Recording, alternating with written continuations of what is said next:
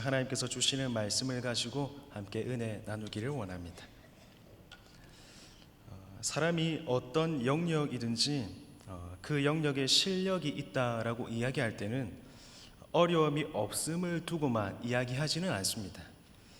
오히려 어려움을 만날 때 그것을 어떻게 대처하는지, 어떻게 견뎌내는지, 어떻게 이겨내는지가 그 사람의 실력을 말해 줍니다.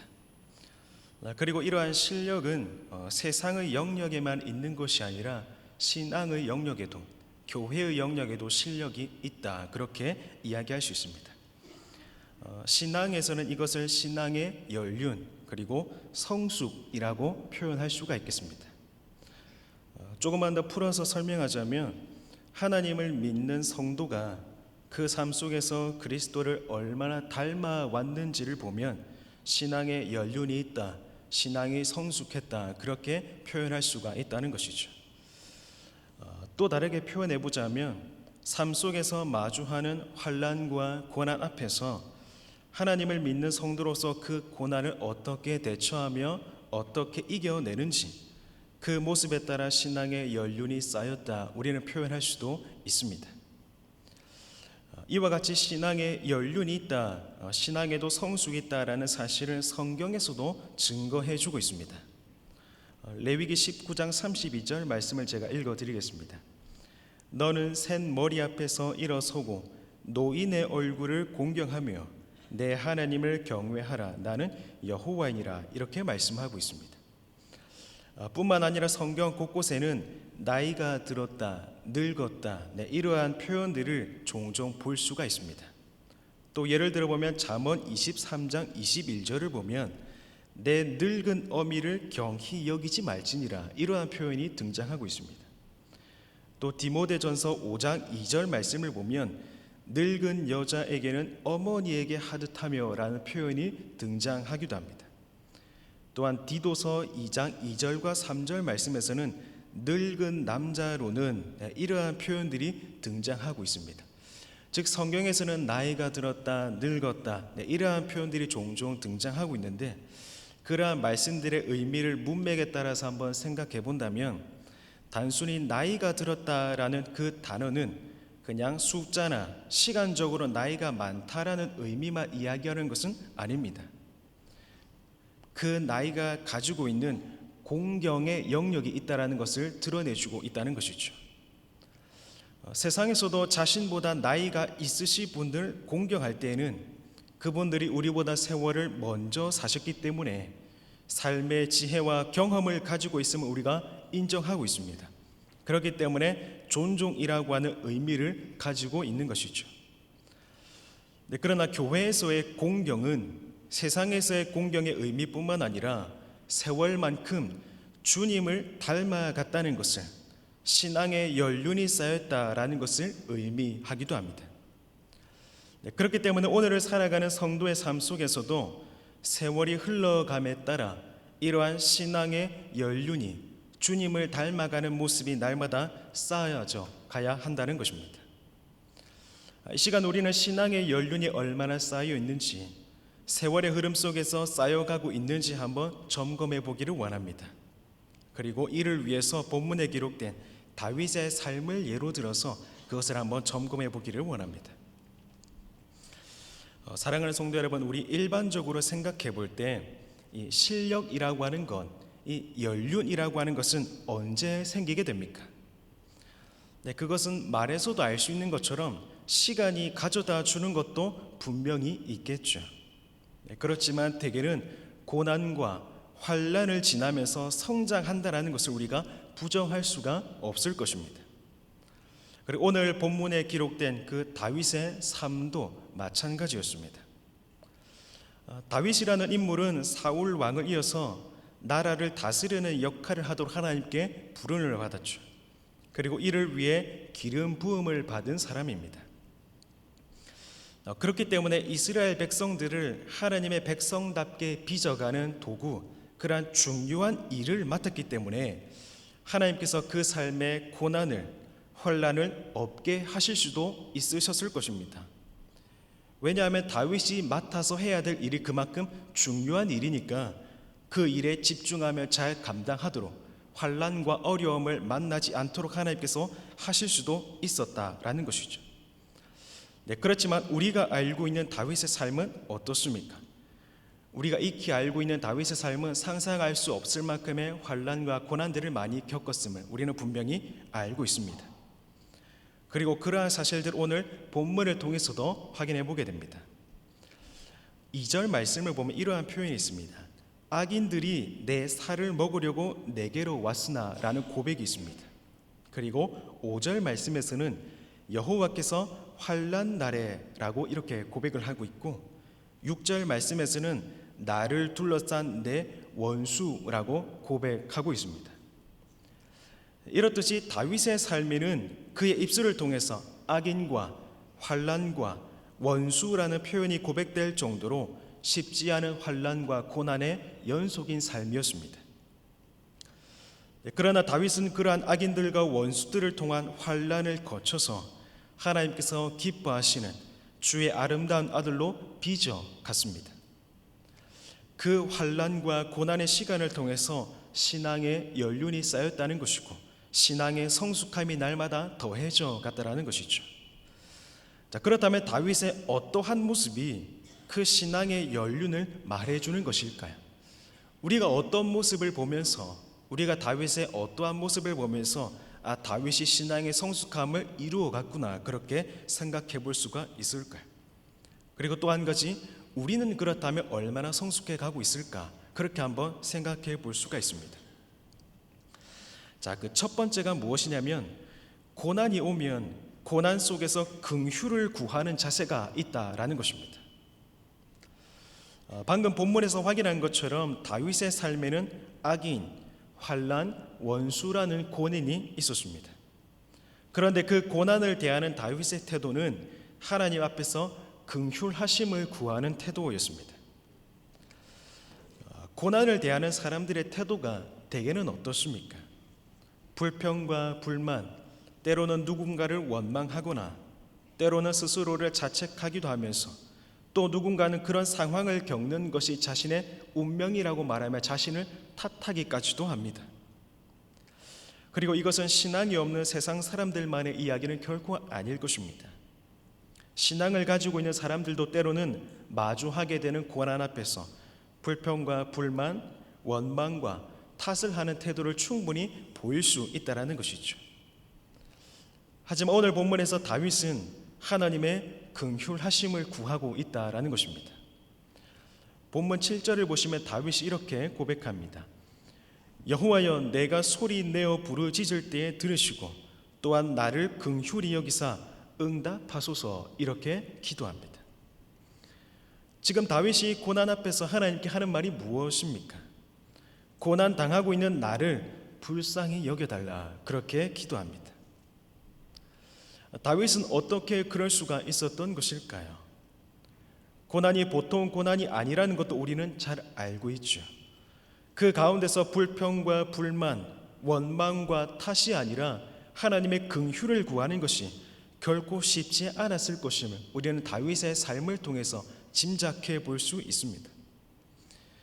뿐만 아니라 사람은 때로 내가 의식하지 않더라도 나도 모르게 내 마음속에 이러한 부정적인 감정이 싹 트는 것을 누군가 경험하기도 합니다. 그런데 다윗은 어떻게 고난 앞에서, 그렇게 힘든 고난 앞에서 하나님의 긍휼을 구할 수가 있었던 것일까요? 다윗이 그럴 수 있었던 이유는 그 고난 중에도 자기 자신이 어떤 존재인지를 분명히 알았기 때문입니다. 우리 한번 생각해 보길 원합니다. 긍휼을 구한다는 것은 결국 자신을 불쌍히 여길 수 있는 어떠한 존재가 있다라는 사실을 인정하는 것이죠. 그 고난을 해결해 줄 수 있는 어떠한 존재가 있음을 인정해야만 긍휼을 구할 수가 있습니다. 만약 인생의 주인이 자기 자신이며 자신보다 뛰어난 존재가 없다고 생각한다면 자신을 불쌍히 여겨달라고 긍휼을 구하는 태도가 과연 있을 수 있을까요? 결코 그럴 수가 없죠. 나보다 뛰어난 존재가 없다고 생각하면 내가 해결하지 못하는 문제를 누가 해결해 줄 수 있을까? 그런 생각을 하지 못합니다. 그러니까 다윗이 하나님께 긍휼하심을 구했다라고 하는 것은 자신이 기름 부음을 받은 자임에도 불구하고 그 고난 속에도 나 자신보다 뛰어난 존재, 고난을 해결해 줄 수 있는 존재, 고난의 답이 되는 존재가 있음을 인정했다라는 것입니다. 그렇다면 다윗이 긍휼을 구하는 대상, 그 존재가 누구십니까? 바로 우리가 믿는 하나님이십니다. 즉 다윗은 하나님의 존재를 그 고난 가운데서도 결코 잊지 않았다는 것입니다. 다윗은 하나님의 존재를 인정했고 다윗이 고난 중에도 기억하고 인정하는 그 하나님은 다윗 자신보다 훨씬 뛰어나실 뿐만 아니라 고난의 답이 되시는 분이심을 그 눈물 나는 순간에서도 다윗은 결코 잊지 않았다는 것입니다. 더하여서 그런 하나님에 비하면 내가 비록 기름 부음 받은 왕이라 할지라도 불쌍히 여김을 받아야 하는 나약한 존재, 연약한 존재, 작은 자라는 사실을 단 한순간도 잊지 않았다는 것입니다. 사랑하는 우리 성도 여러분, 우리는 고난 중에도 불평과 불만, 원망과 탓이 아닌 하나님의 긍휼을 구할 수 있는 그런 신앙의 연륜, 그 신앙의 성숙함이 조금씩 쌓여가고 있습니까? 고난 중에 우리의 입술에는 어떠한 말이 가득합니까? 여러 부정적인 말이 아니라 하나님께 불쌍히 여겨달라는 겸손의 말, 동시에 하나님을 높이는 경외의 말이 우리의 입술에 가득하고 있습니까? 그 일이 쉽지 않을 것이고 결코 쉬운 일이 아니지만 다윗처럼 세월의 흘러감 속에서 하나님 아버지의 자녀라는 사실을 잊지 않는 그 신앙의 연륜, 신앙의 성숙함이 다윗은 있었다라는 것이죠. 오늘 우리도 이러한 긍휼을 구하는 태도로 고난을 대하기를 원합니다. 이러한 긍휼을 구하는 태도로 고난을 대하는 다윗의 모습을 또 닮아갈 수 있기를 진심으로 바랍니다. 여기서 우리가 한 단계 조금만 더 생각해 본다면 하나님의 긍휼하심을 구하는 것에서 그치지 말고 긍휼을 구하는 그 마음의 상태는 어떠한지를 오늘 조금 더 생각해 봐야 합니다. 무슨 말이냐면 고난을 만나면 하나님께 기도하는데 하나님께 간구하는데 그렇게 간구한 우리의 감정 상태, 우리의 마음 상태는 어떠냐라는 것입니다.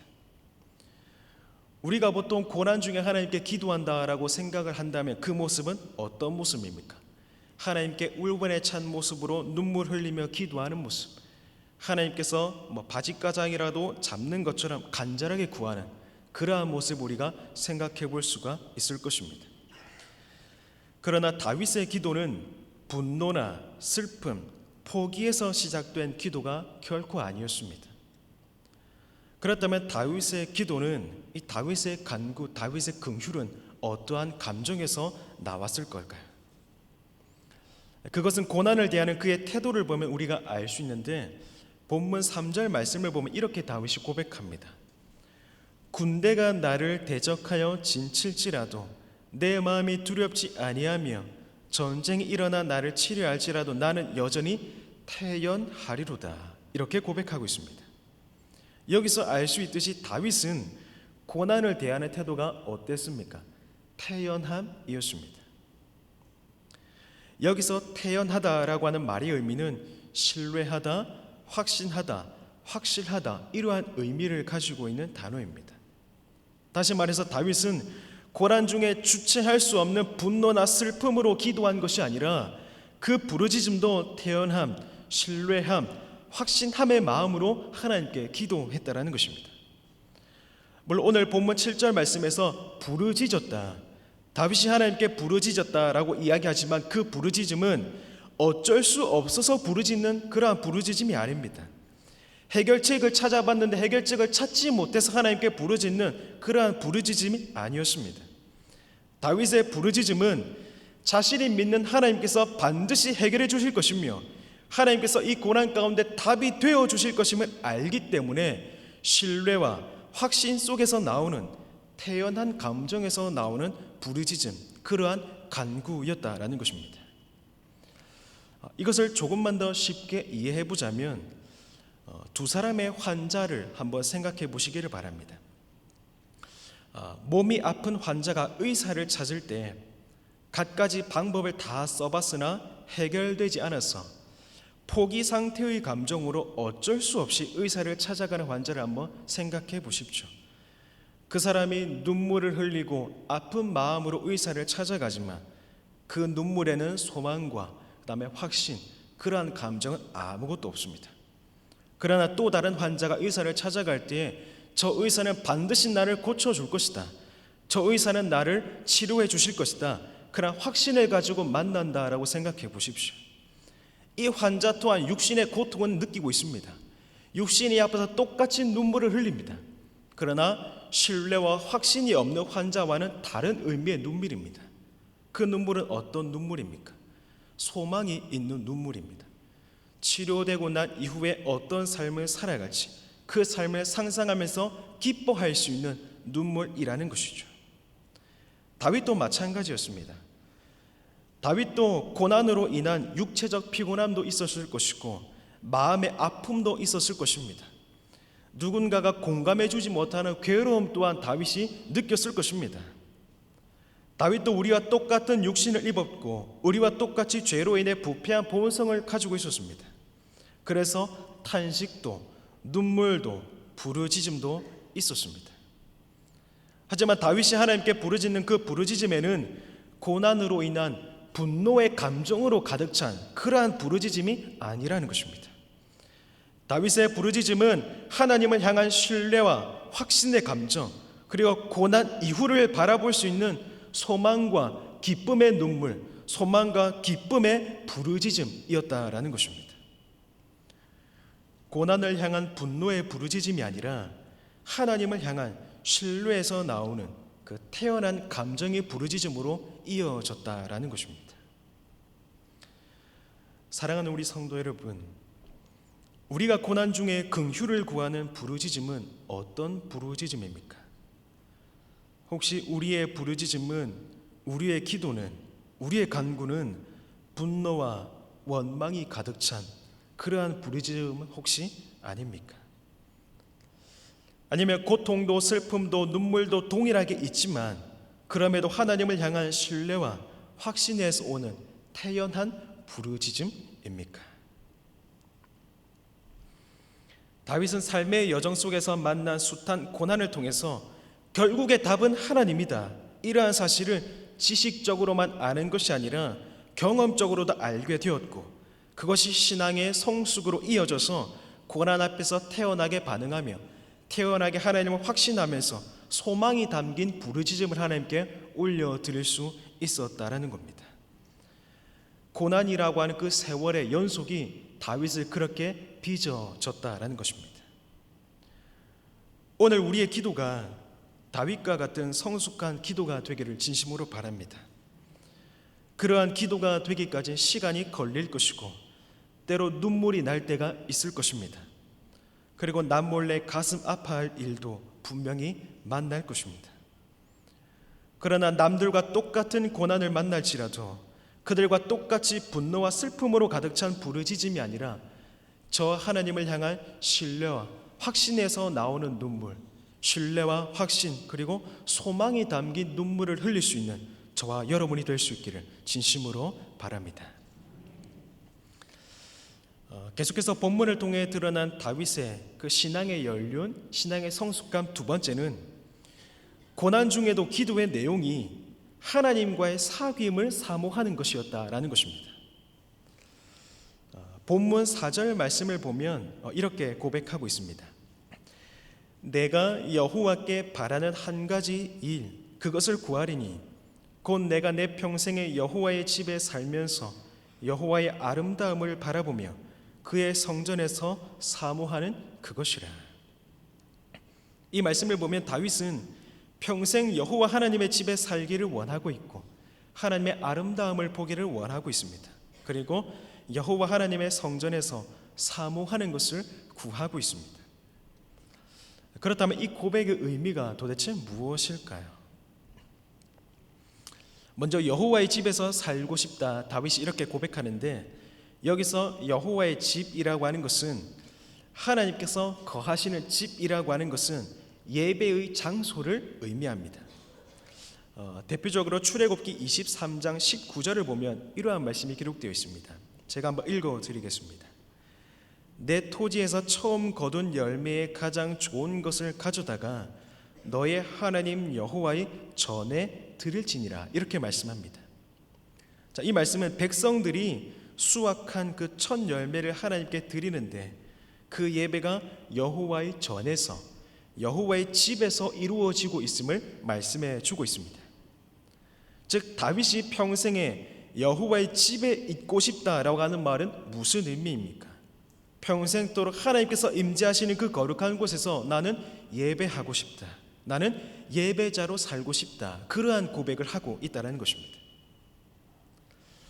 여러분, 사람이 사는 동안에 하고 싶은 일들, 꿈꾸는 일들이 얼마나 많이 있습니까? 그런데 다윗은 평생토록 하고 싶다라고 하는 말이 무엇입니까? 나는 평생토록 예배자로 살고 싶다, 그렇게 고백하고 있다는 것입니다.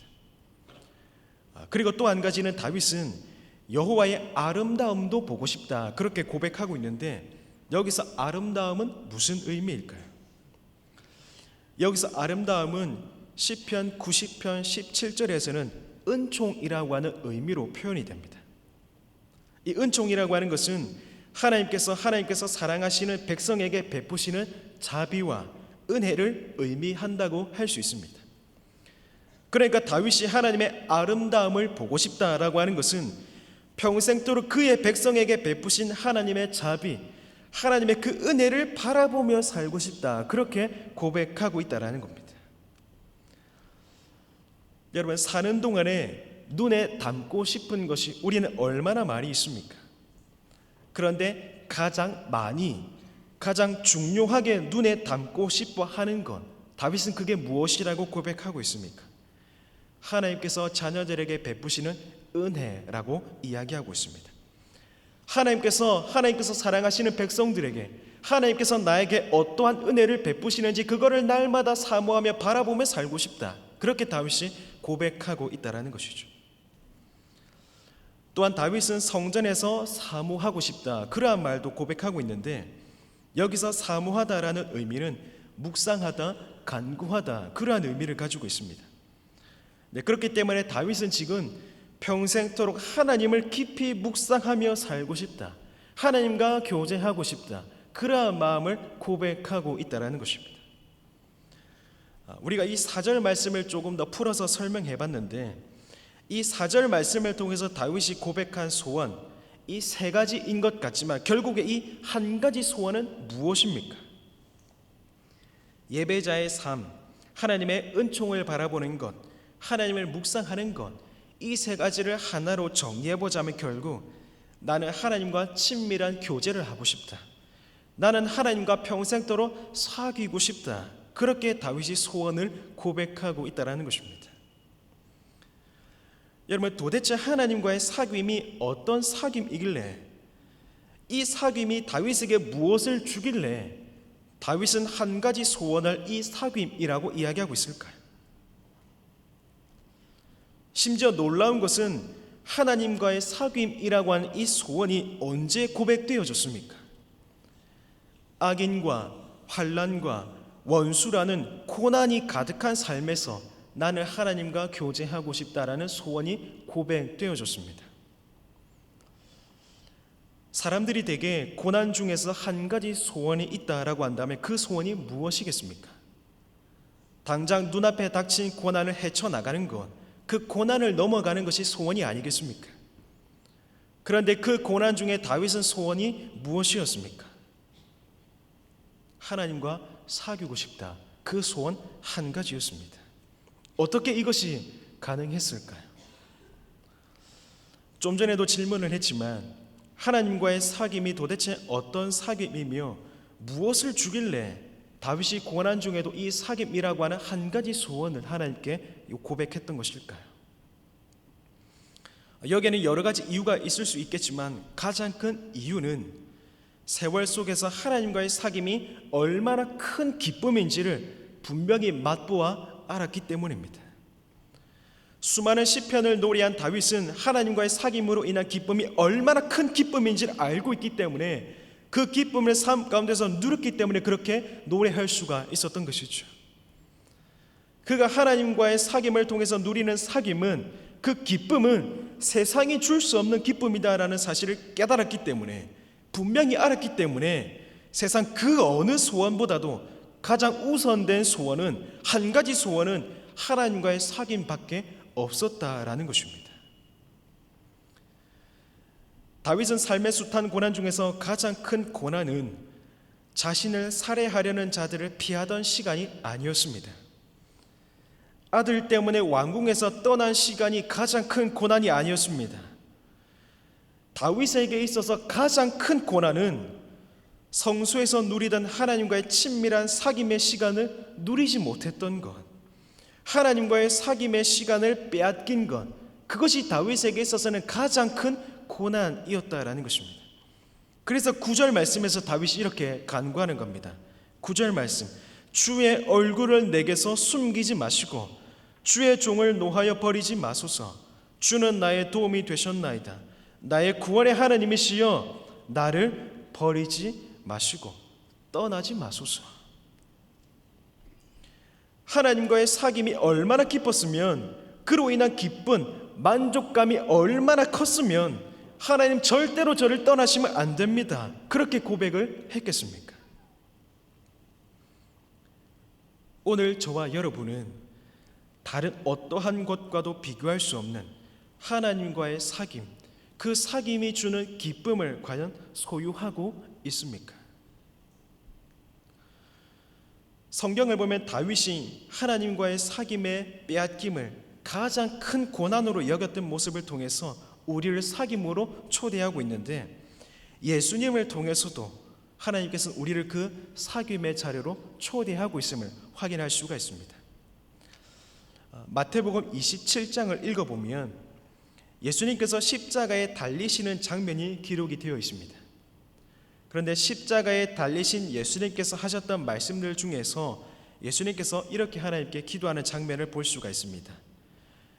27장 46절 말씀인데, 제9시쯤에 예수께서 크게 소리질러 이르시되 엘리 엘리 라마 사박다니 하시니, 이는 곧 나의 하나님 나의 하나님 어찌하여 나를 버리셨나이까 하는 뜻이라. 여기서 성자이신 예수님께서 성부 하나님께 부르짖기를 뭐라고 부르짖고 있습니까? 어찌하여 나를 버리셨나이까, 그렇게 고백하고 있습니다. 예수님께서 이와 같이 부르짖으신 이유가 무엇일까요? 예수님께서 십자가에서 숨을 거두셨는데 그 적전에 이와 같이 부르짖은 것은 죽음으로 인해서 성부 하나님께 사랑을 받는다는 느낌을 상실하는 그러한 것들을 끔찍하게 생각하셨기 때문입니다.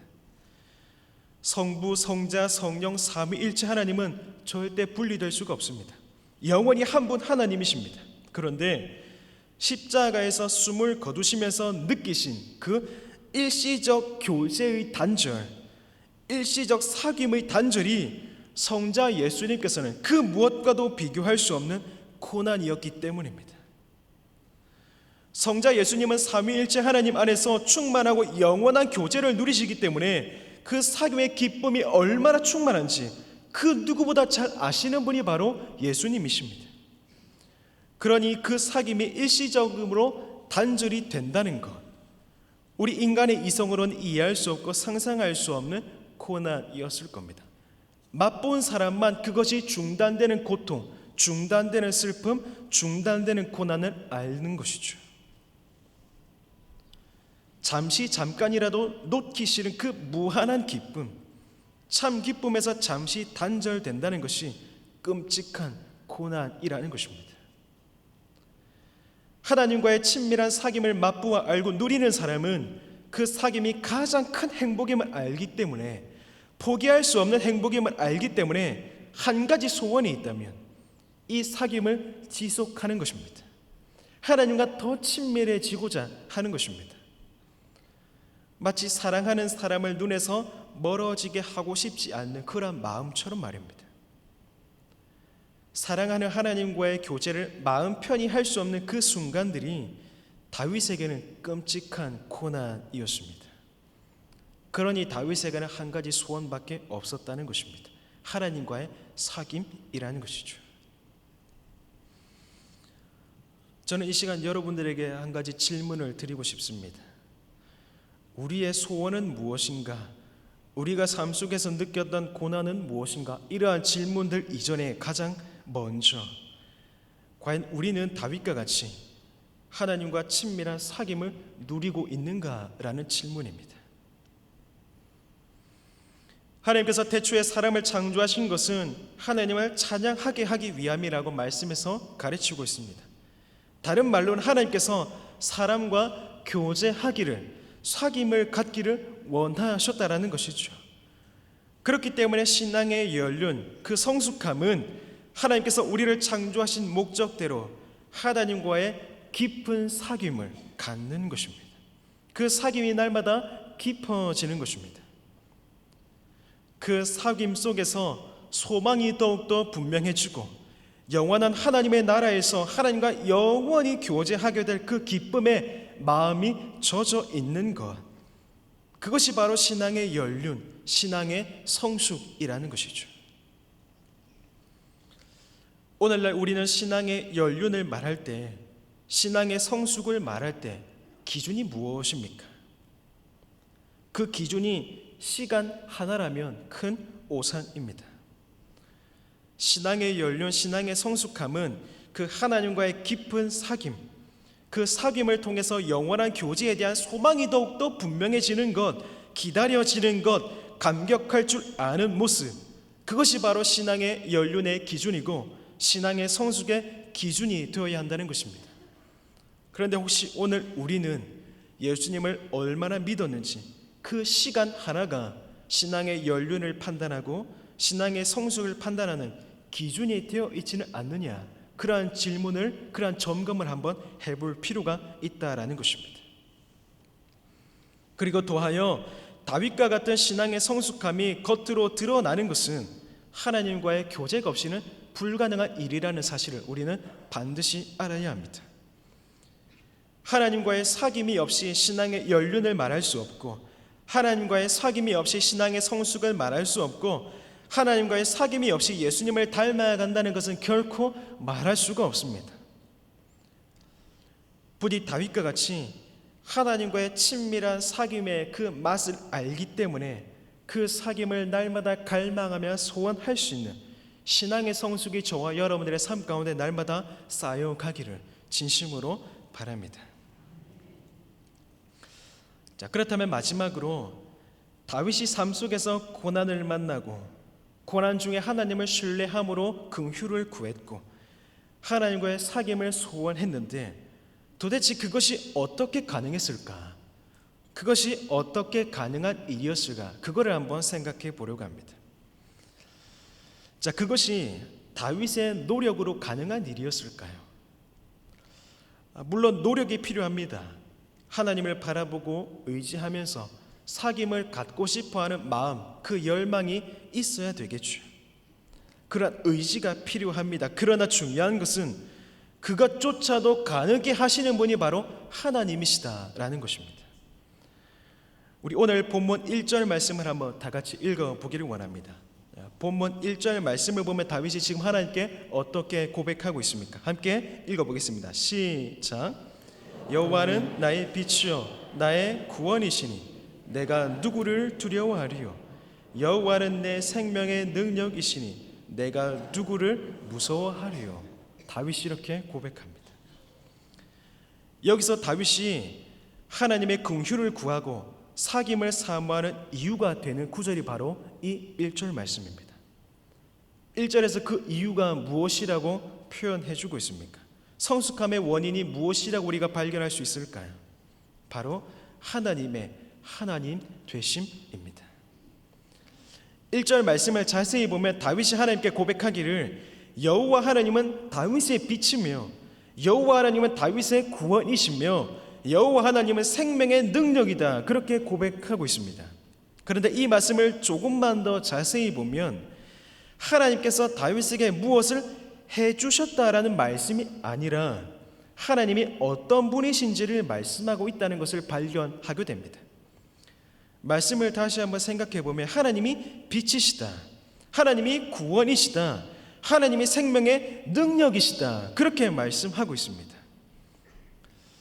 하나님께서 다윗의 삶에 많은 일을 행하셨지만 그 일의 시작도 결국 하나님의 하나님 되심으로부터 시작이라는 것입니다. 다윗의 그 성숙함에 있어서 그 시작은 하나님께서 무언가를 해 주셔서가 아니라 하나님이 다윗의 빛이시라고 하는 존재, 하나님이 다윗의 구원이라고 하는 하나님의 존재, 하나님이 다윗의 생명의 능력이라고 하는 존재, 그것이 바로 다윗의 성숙함의 시작이었다라는 것입니다. 이 다윗이 하나님께서 이 어두운 세상에 단 하나의 빛이시며 구원을 허락하시는 유일한 하나님이시며 생명 없는 자에게 생명이 되시는 분이심을 알게 되었을 때 이미 신앙의 성숙이 쌓여가기를 시작했다라는 것입니다. 하나님께서 기뻐하시는 성도가 되어야 되겠다고 그 결심이 서게 하는 어떠한 계기가 있어서 성숙함의 시작이 되는 것이 아니라는 것입니다. 신앙의 성숙은 하나님이 하나님 되심으로 말미암아 시작되는 것입니다. 그 하나님의 존재를 아는 것으로부터 신앙의 성숙이 시작되는 것입니다. 그러니까 그 일이 시작되었고 결국 그 일은 믿음을 선물로 주시는 하나님으로부터 시작되었다는 것이죠. 우리가 하나님의 존재를 어떻게 알 수 있습니까?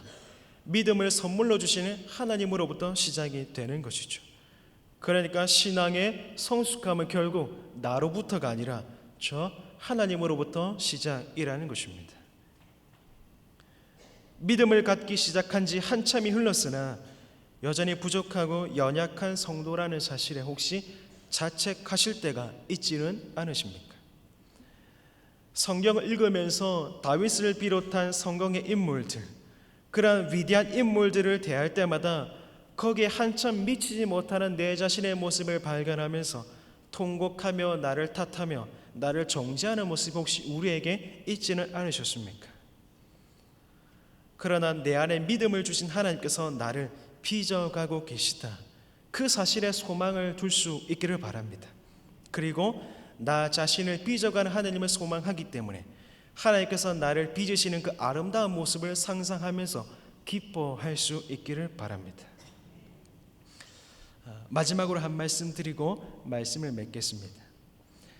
하나님께서 사람을 성숙하게 하시는 일의 크기나 정도는 분명히 사람마다 차이가 있습니다. 그러니 똑같은 신앙의 연수를 가졌음에도 겉으로 보기에 성숙함의 차이가 분명히 있을 수 있습니다. 그러나 빚어 가시는 분이 하나님이심을 알고 믿는다면 또 다른 형제 자매들 우리가 비판하고 정죄할 그러한 이유가 없겠죠.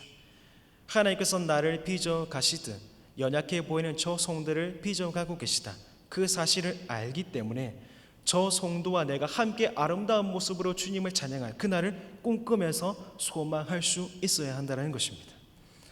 저와 여러분들이 속한 이 교회 공동체가 우리가 함께 아름다운 모습을 하나님을 찬양할 그 모습을 날마다 꿈꾸며 소망하는 기쁨의 공동체가 될 수 있기를 진심으로 바랍니다. 함께 기도하겠습니다. 하나님 아버지, 참으로 감사합니다. 하나님 아버지, 참으로 연약한 우리들을 주의 품 안에 품어주시고 믿음과 소망과 사랑을 주시니 그 은혜에 너무나도 감사드립니다. 사는 날 동안 아버지의 기쁨이 되고자 함에도 우리 힘으로는 불가능함을 깨닫게 하시고 이를 가능케 하시는 하나님의 일하심을 다시 한번 깨닫게 하시며 진심으로 감사드립니다. 이러한 아버지의 일하심의 날마다 감격과 찬송이 끊이지 않게 하시고 한 몸 된 교회가 주의 아름다움을 닮아가는 일을 바라보면서 추구하는 일에 한 마음을 둘 수 있도록 주님 인도하여 주시옵소서. 우리의 길과 진리이시며 유일한 소망이 되시는 우리 주 예수님의 이름으로 기도드립니다. 아멘.